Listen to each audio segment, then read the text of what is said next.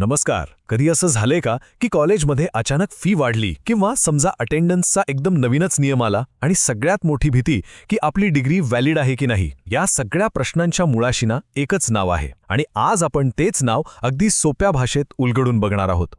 विचार करा, कॉलेजने अचानक फी किंवा अटेंडन्सचा नवीनच नियम आणलाय किंवा ॲडमिशन रद्द होण्याची भीती वाटतेय. ह्या चिंता खऱ्या आहेत आणि जवळपास प्रत्येक विद्यार्थ्याला कधी ना कधी याचा सामना करावा लागतो. पण पडद्यामागे हे सगळे निर्णय नक्की कोण घेतं, कधी विचार केलाय का? ही एक अशी शक्ती आहे जी आपल्या नकळत आपलं भविष्य घडवत असते.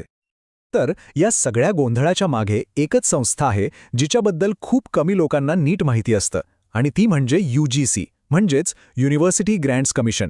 हो, हीच ती अदृश्य शक्ती आहे जी आपल्या डिग्रीची व्हॅल्यू ठरवते आणि कॉलेजचे नियम बनवते. चला तर मग या संस्थेचं काम नक्की आहे तरी काय, तेच बघूया. तर मग ही UGC नक्की आहे काय, आणि सगळ्यात महत्त्वाचं, ती आपल्या कॉलेज लाईफवर इतका मोठा परिणाम कशी काय करू शकते? चला सोप्या भाषेत समजून घेऊया. UGC म्हणजे युनिव्हर्सिटी ग्रँट्स कमिशन. ही एक सरकारी संस्था आहे. 1956 मध्ये संसदेत एक कायदा पास करून हिची स्थापना करण्यात आली. तिचा मुख्य उद्देश एकच होता: देशभरातल्या सगळ्या युनिव्हर्सिटीज आणि कॉलेजेसमध्ये शिक्षणाचा एक चांगला आणि सारखा दर्जा राखणं. UGCचा प्रवास पाहिला ना तर तो आपल्या देशाच्या उच्च शिक्षणाच्या प्रवासासोबतच चाललाय. 1953 मध्ये भारताचे पहिले शिक्षण मंत्री मौलाना अबुल कलाम आझाद यांनी याचं उद्घाटन केलं. मग 1956 मध्ये कायद्याने याला एक संवैधानिक दर्जा मिळाला, ज्यामुळे तिचे अधिकार खूप वाढले. पुढे 2012 मध्ये भेदभावाला आळा घालण्यासाठी नियम आणले गेले, आणि अगदी अलीकडेच 2026 मध्ये काही नवीन प्रस्तावित नियमांमुळे ही संस्था पुन्हा एकदा मोठ्या वादात सापडली होती. त्याबद्दल आपण पुढे बोलणारच आहोत. बरं, आता सगळ्यात महत्त्वाचा मुद्दा. UGCचे असे कोणते 3 मुख्य अधिकार आहेत जे थेट आपल्यावर परिणाम करतात? पहिलं आणि सगळ्यात महत्त्वाचं, मान्यता.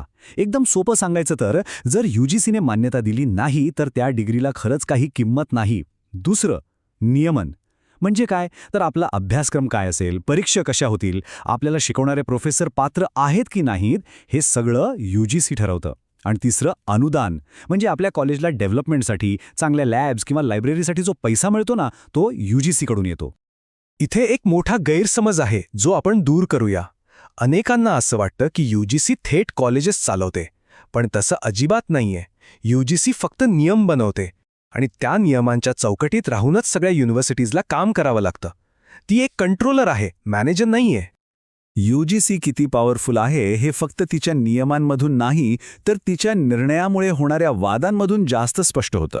चला, अलीकडच्या एका मोठ्या वादाचं उदाहरण पाहूया. या उदाहरणाने संपूर्ण देशाचं लक्ष वेधून घेतलं होतं आणि UGCचा विद्यार्थ्यांवर किती थेट परिणाम होतो हे दाखवून दिलं होतं. गोष्ट आहे 2026च्या सुरुवातीची. UGCने काही नवीन नियम आणले. त्यांना नाव दिलं गेलं इक्विटी रेग्युलेशन्स. ह्या नियमांचा उद्देश तसा चांगला होता, कॅम्पसमधला जातीय भेदभाव थांबवणे. पण ह्या नियमांमुळे देशभरात एकच वादळ उठलं. आता बघा, हे नियम का आणले आणि त्याला विरोध का झाला, या दोन्ही बाजू समजून घेणं महत्त्वाचं आहे.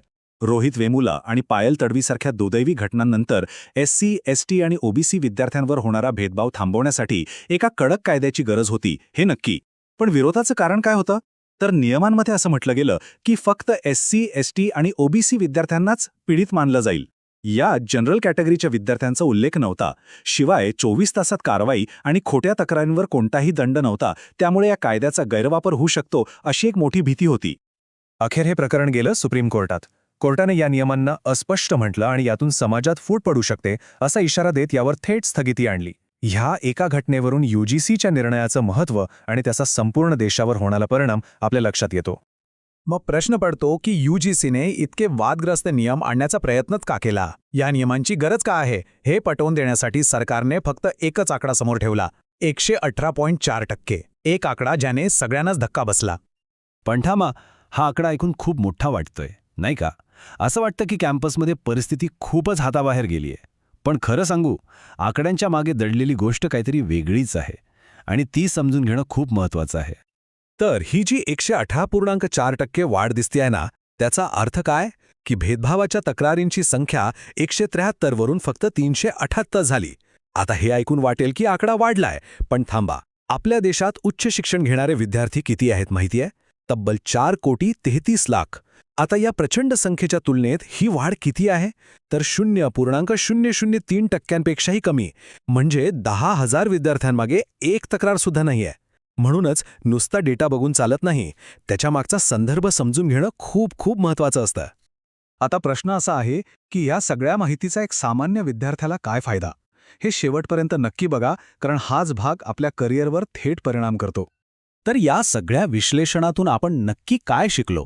4 महत्त्वाचे मुद्दे आहेत जे प्रत्येक विद्यार्थ्याला माहीत असायलाच हवेत. 1. आपली डिग्री तेव्हाच व्हॅलिड आहे जेव्हा कॉलेजला UGCची मान्यता असेल, हे नेहमी तपासा. 2. कॅम्पसमधले आपले हक्क आणि सुरक्षा UGCच्या नियमांवर अवलंबून आहेत, त्यामुळे ते जाणून घ्या. 3. जर प्रोफेसर व्हायचं स्वप्न असेल तर UGC नेट परीक्षेला पर्याय नाही. आणि 4. UGCबद्दल माहिती असेल तर कॉलेजचे नियम अचानक का बदलत आहेत यामागचं मोठं चित्र आपल्याला सहज समजू शकतं. तर आता पुढच्या वेळी जेव्हा कॉलेजमध्ये एखादा नवीन नियम येईल तेव्हा आपल्याला माहीत असेल की त्याच्यामागे कोण आहे आणि का आहे. हे ज्ञान आपल्याला फक्त एक विद्यार्थी नाही तर एक जागरूक आणि सक्षम नागरिक बनवतं. आता प्रश्न हाच आहे की ही माहिती मिळाल्यानंतर आपण आपल्या शैक्षणिक प्रवासात कोणते बदल करू शकतो? विचार नक्की करा